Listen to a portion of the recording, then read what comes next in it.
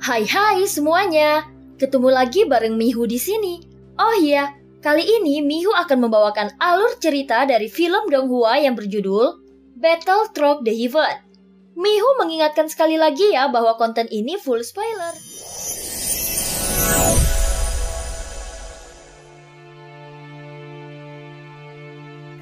Melanjutkan dari kisah sebelumnya. Sebelumnya ketika Xiao Yueli yang telah berubah dan bahkan tidak takut sedikit pun dengan Sukiantai, jelas Xiao Yan merasa tidak berdaya dan tidak tahu bagaimana cara menyadarkan Xiao Yueli.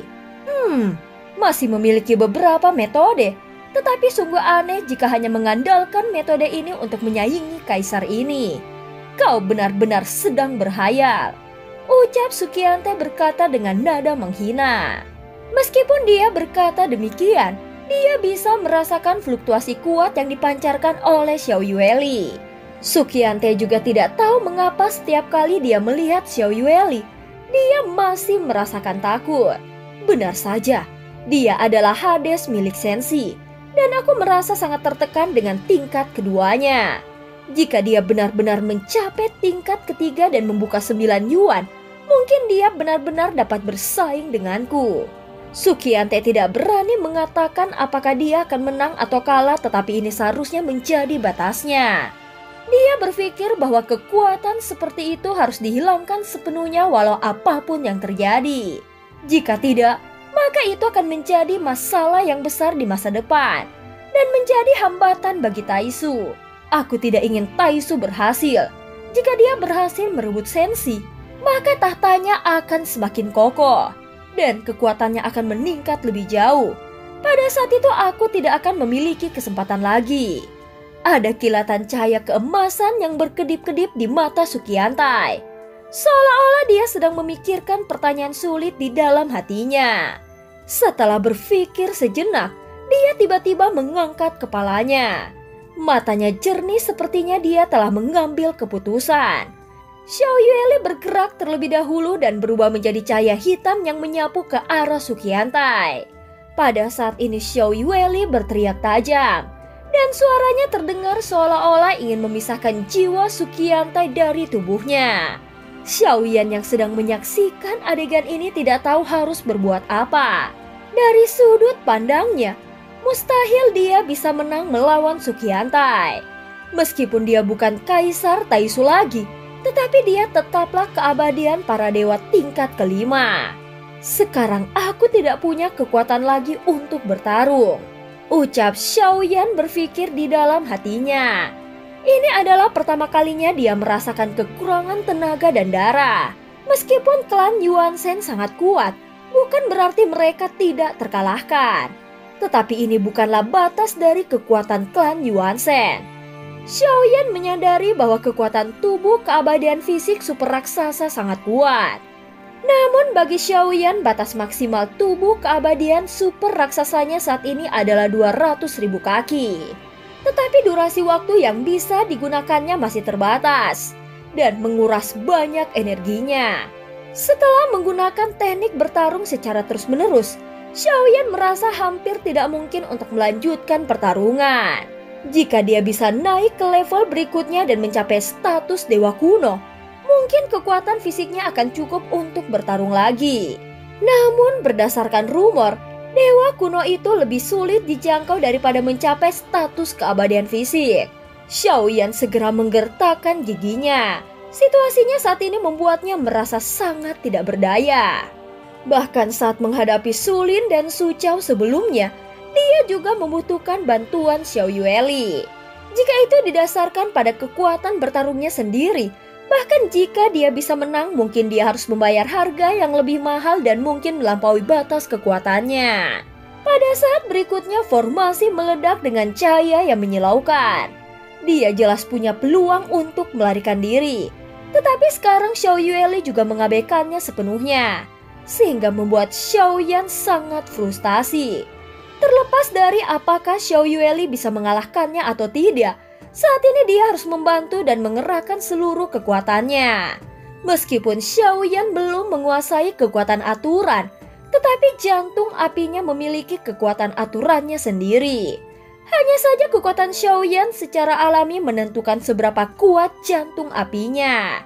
Saat ini sumber daya bukanlah masalah bagi Xiaoyan. Bagaimanapun Xiaoyan memiliki sumber daya yang melimpah di dalam lautan roh pagoda emas. Yang paling dikhawatirkannya adalah jumlah prajurit Taisu yang tidak terbayangkan ini. Jika mereka melawannya maka akan cukup merepotkan melawan lautan prajurit Taisu. Karena aku tidak bisa pergi, maka aku akan memberikan hadiah besar lainnya kepada Sukiantai. Segera Xiaoyan mulai menyatukannya dan menghadapkan Angry Buddha Lotus Flame 3 warna di hadapannya. Tetapi itu masih belum cukup untuk menaklukkan Sukiantai. Jika 3 tidak cukup maka 10. Dan jika 10 tidak cukup, maka aku harus membuatnya 100. Xiaoyan tidak dapat meningkatkan kekuatan Angry Buddha Lotus Flame ke tingkat berikutnya sekarang, kecuali dia menerobos keabadian para dewa. Setelah menguasai kekuatan aturan, maka Angry Buddha Lotus Flame akan kembali menjadi salah satu keterampilan bertarung utamanya. Jika dia bisa menampilkan kekuatan jantung apinya, maka secara alami kekuatannya akan tidak terbayangkan. Walaupun begitu, kekuatan Angry Buddha Lotus Flame yang dipadatkannya pada tingkatnya sekarang juga masih sangat dahsyat. Bahkan itu bisa membuat keabadian para dewa tingkat pertama mundur 3 kaki. Tetapi sekarang yang dihadapi Xiaoyan adalah Sukiantai, dan dia telah mencapai tingkat 5. Xiaoyan juga masih merasa bingung dengan kekuatan yang disebutkan oleh Xiao Yueli.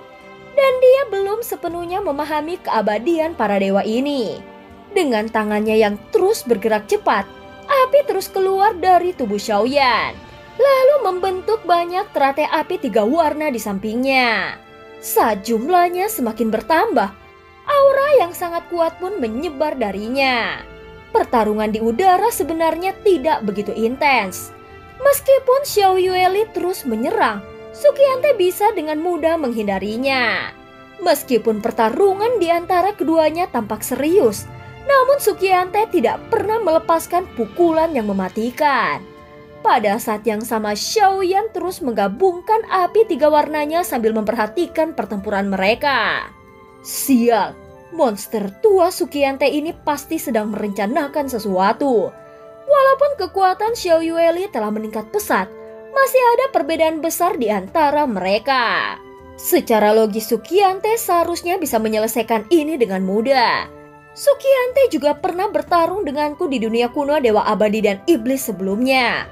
Apakah mungkin dia sudah mengetahui identitasku yang sebenarnya? Xiaoyan tidak bisa tidak curiga.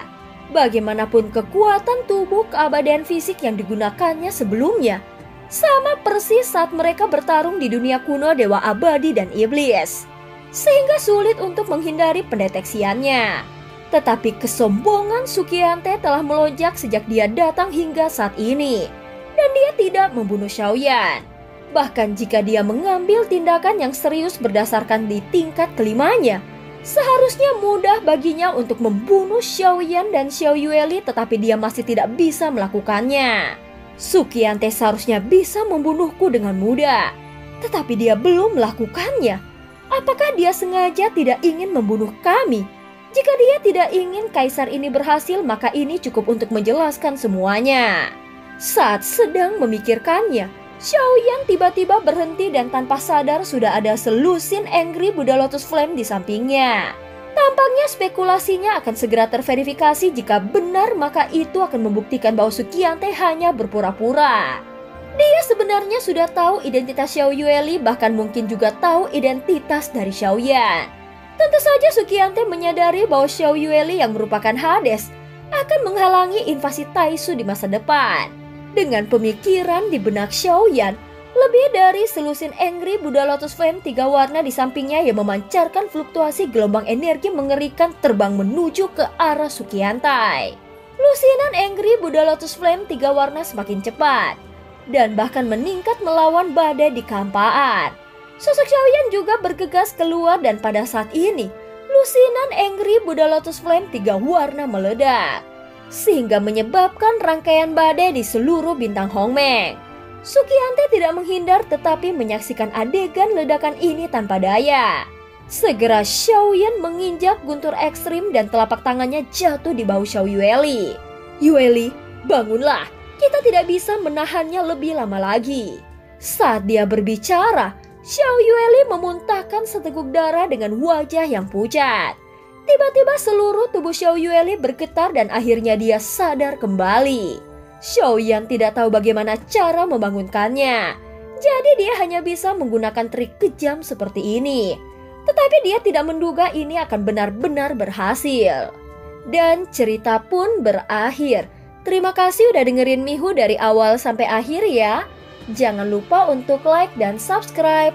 Sampai jumpa.